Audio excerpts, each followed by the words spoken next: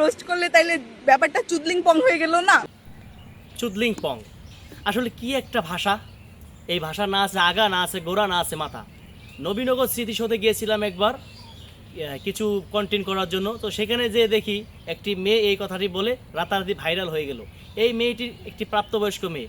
এর কাছ থেকে আমাদের যুব সমাজ, আমাদের ছেলেপেলেরা, আমাদের মা বোনেরা কী শিখবে?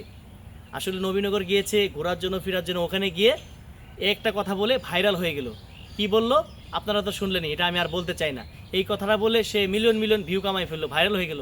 আসলে এটার নামে কি ফেমাস? এটার নামে কি বিখ্যাত? শুধু বিখ্যাত হলেই সম্মান পাওয়া যায়, এই কথাটা ভুল। সম্মান দুই ধরনের আছে, একটা আছে সুনাম, একটা আছে বদনাম। তো নাম দুইভাবেই কামানো যায়।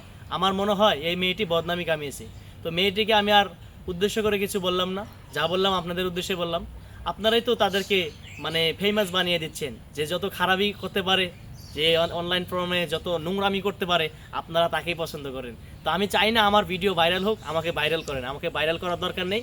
আমার কথাটা যদি ভালো লাগে কমেন্ট বক্সে এসে বলে যাবেন।